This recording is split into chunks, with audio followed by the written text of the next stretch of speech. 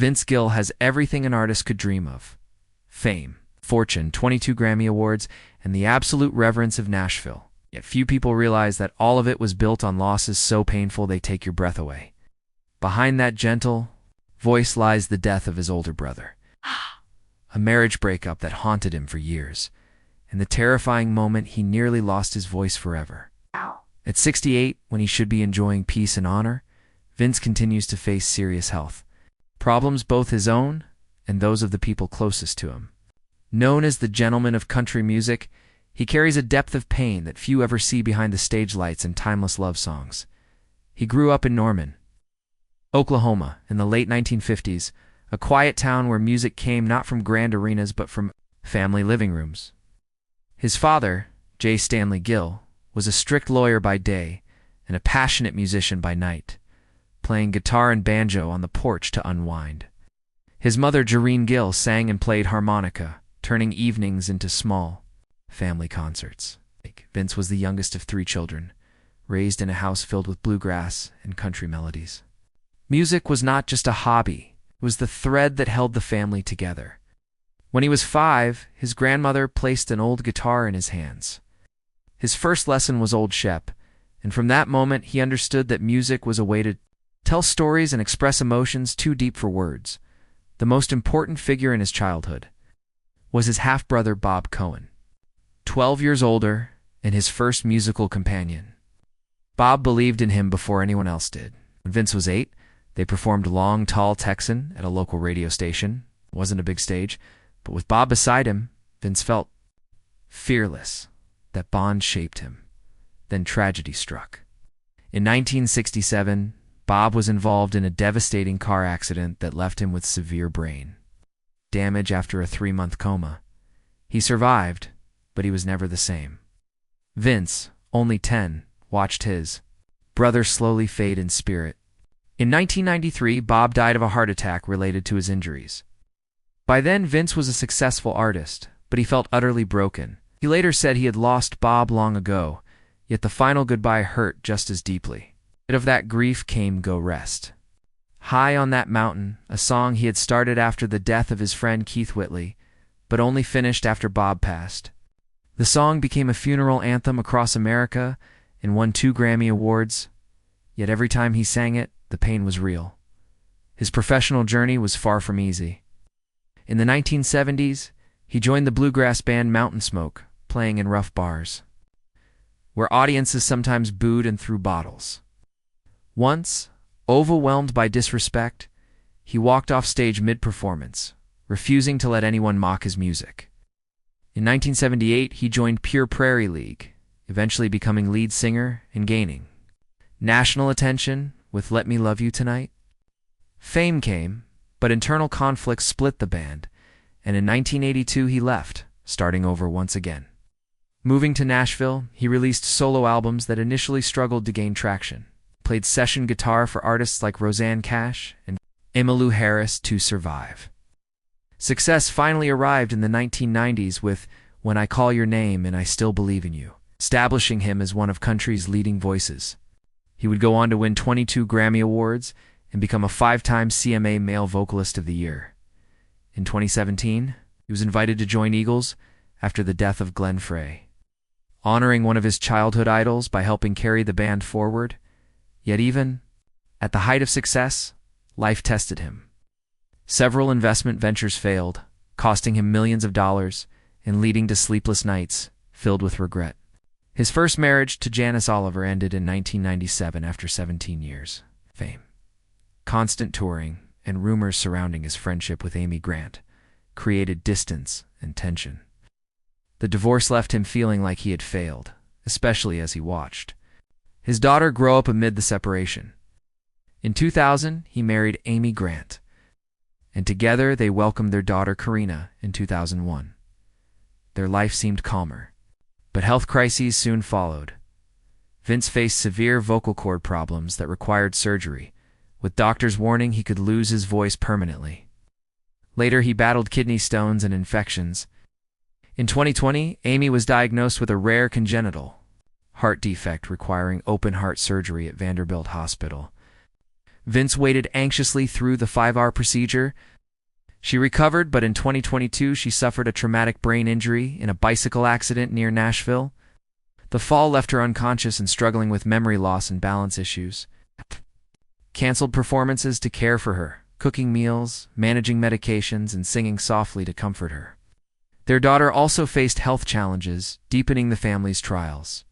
Through it all, Vince remained steady, discovering that love means walking through tragedy together.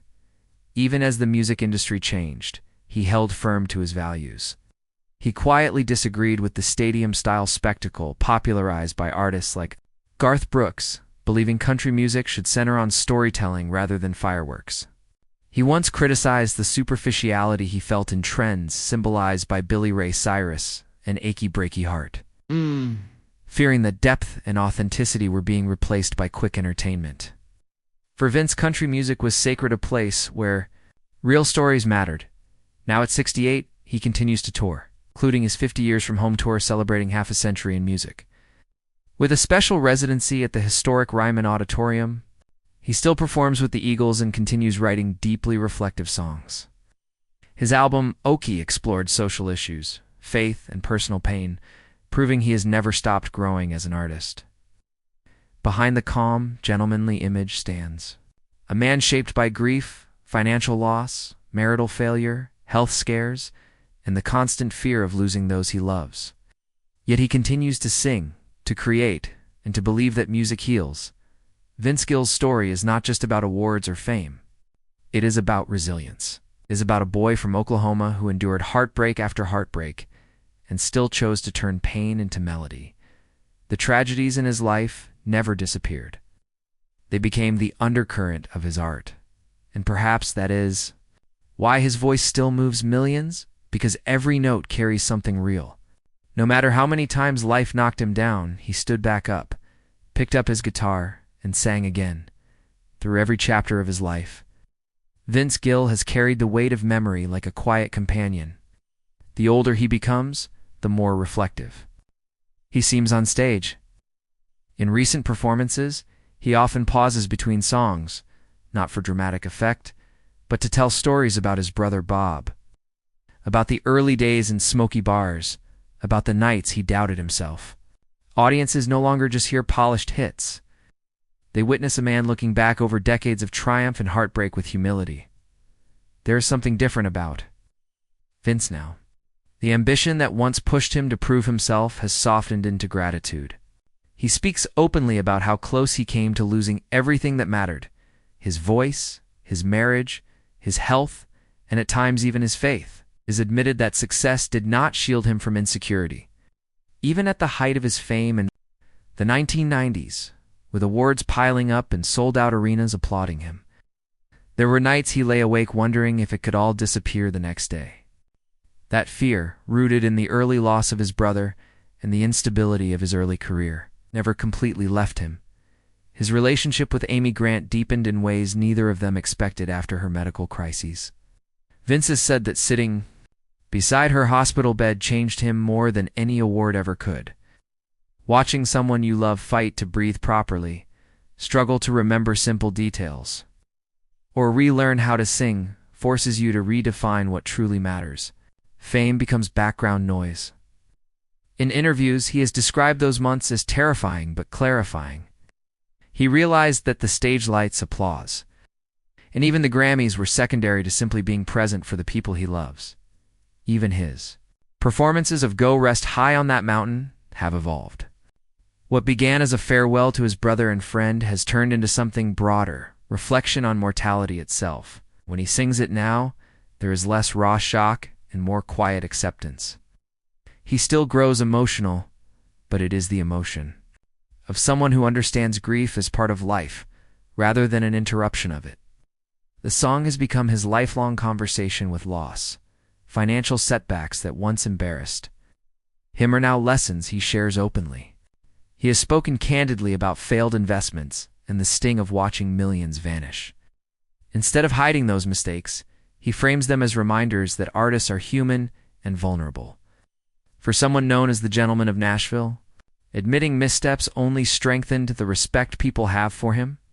He no longer measures success by net worth, but by longevity and integrity as the music industry continues to evolve with streaming platforms, social media trends, and fast-moving hits. Vince remains rooted in storytelling. He still prefers sitting with a guitar, shaping melodies that reflect lived experience rather than chasing viral moments. Younger artists often approach him for advice, and he tells them to guard their authenticity above all else. He believes the soul of country music lies in truth, not spectacle. At 68, he stands at a rare intersection, old enough to be a living legend, yet still active enough to prove he is far from finished. His tours are not nostalgia acts. They are living chapters of a story still unfolding. Each show feels like a thank you letter to the audiences who stayed with him through decades of change. And every time he steps onto the stage, there is an unspoken understanding that it is never guaranteed. Health scares have taught him that. Friends describe him as softer now, more patient. The quiet anger he once carried about industry politics or artistic disagreements has mellowed into perspective. He understands that every artist walks a different path. What matters most to him is that his own path remained honest. He did not chase trends at the expense of his heart. Perhaps the most powerful part of Vince Gill's journey is that he never allowed tragedy to harden him. The death of his brother could have closed him off. Divorce could have made him cynical. Financial losses could have made him bitter. Health crises could have filled him with fear. Instead, each blow seemed to deepen his compassion. That compassion is audible in his voice, a warmth that feels earned rather than manufactured. Today, when he looks out at an audience, he sees not just fans, but people carrying their own private griefs. He understands that many come to his concerts not just for entertainment, but for comfort. His songs have accompanied weddings, funerals, breakups, and reconciliations. They have been played in hospital rooms and long car rides home. Knowing that gives his work meaning beyond charts and trophies. And so as he moves forward into the later chapters of his life, Vince Gill does not seem driven by legacy in the traditional sense. He is not obsessed with records or comparisons. His legacy already exists in the lives his music has touched. What motivates him now is connection, the simple act of standing on a stage, guitar in hand, telling the truth through melody. The boy from Norman, Oklahoma, who once trembled playing for classmates, grew into a man who faced unimaginable losses and still chose to sing. The grief never disappeared. The fear never fully faded, but neither did the music. And maybe that is the real story. Not a tale of uninterrupted success, but of resilience, of continuing to show up, even when your heart has been broken more than once. Vince Gill's journey reminds us that pain and beauty often travel together, that behind every gentle voice may lie battles unseen. That's sometimes the strongest. People are not the loudest or the flashiest. The ones who quietly endure, then turn their endurance into something that helps the rest of us survive too. In many ways, Vince Gill has become a symbol of something rare in modern entertainment: endurance. Without arrogance. He never tried to reinvent himself into something unrecognizable just to stay relevant. Instead, he allowed time to shape him naturally. The youthful hunger of the 1980s became the polished confidence of the 1990s. And that confidence eventually softened into wisdom. Audiences who have followed him for decades say they can hear the years in his voice, not as weakness, but as texture, as lived experience. There is also a quiet spirituality that runs through his later work. Not in a preachy way, but in the tone of someone who has wrestled with questions about loss, purpose, and forgiveness. Watching his brother suffer for years before passing away left him with complicated feelings about fate and fairness. Going through divorce forced him to confront guilt and humility. Sitting beside Amy during her surgeries stripped away any illusion of control. All of it shaped a man who understands that life does not move in straight lines. He has spoken about how aging changes an artist. In his 20s and 30s, he sang to prove himself. In his 40s, he sang to maintain success. Now he says he sings because he's grateful he still can. After the vocal surgery that threatened his career, every performance feels borrowed, almost like a second chance. He takes care of his voice more carefully than ever, warming up slowly, pacing himself during tours, knowing how fragile that gift truly is. Family remains his anchor. His daughters, now grown, have given him a new perspective on time. He once admitted that during the height of his fame, he sometimes measured life in tour dates and album cycles. Now he measures it in family dinners, birthdays, and quiet mornings at home. The simple act of being present has become more meaningful than applause. He learned the hard way that success can fill arenas, but still leave empty spaces at the dinner table. Even his approach to conflict has evolved. Years ago, disagreements within bands or the industry frustrated him deeply. Now he seems less interested in winning arguments and more focused on preserving peace. He understands that the music world will always shift. Trends will come and go. What remains constant is integrity. He has often said that if he can look back without feeling he compromised his core values, that is enough. As he steps onto stages during his anniversary tours, especially at historic venues like the Ryman Auditorium, there is a full-circle feeling. The boy who once listened to the Grand Ole Opry on the radio now stands where legends once stood, yet he carries himself without the air of someone who believes he owns that space. Instead, he treats it as sacred ground, a place to honor the music that shaped him. There is also a noticeable tenderness when he performs alongside Amy Grant. After everything they have endured together, heart surgery, brain injury, recovery, long months of uncertainty, their duets carry an added layer of meaning. Their harmonies feel less like polished performances and more like conversations between two people who have survived storms side by side. Audiences sense that authenticity, and it deepens the emotional impact. What makes Vince's story resonate so strongly is not just the scale of his success or the number of awards he has won. It is the contrast between public triumph and private trial. On paper, his life reads like a dream career. Multi-platinum albums, Grammy victories, membership in iconic bands, decades of touring. But behind every milestone lies a chapter of struggle grief. Over his brother, heartbreak from divorce, fear during medical emergencies, regret over financial mistakes. The shine of the trophies never erased the weight of those moments. And yet, he never allowed tragedy to define him entirely. It shaped him, yes. It deepened his voice, influenced his songwriting, and made him more empathetic. But it did not make him bitter. If anything, it made him gentler.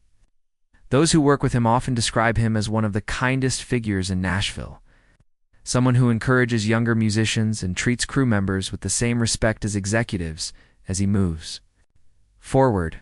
There is an awareness that time is precious. He does not speak dramatically about retirement, but he acknowledges that nothing lasts forever. That awareness adds urgency to his creativity. He continues writing, recording, and performing, not because he has something left to prove, but because he still has something left to say. Ultimately, Vince Gill's journey is not a fairy tale of uninterrupted glory. It is the story of a man who kept walking through sorrow without losing his capacity for love. He lost his brother, but honored him in song. He endured divorce, but learned how to love more intentionally. He faced health scares and responded with gratitude for every breath. He watched the industry change and chose to remain authentic, rather than adapt superficially. At 68, he stands not just as a country music legend, but as a testament to resilience. The gentle voice that once trembled in a small Oklahoma schoolyard now carries decades of memory.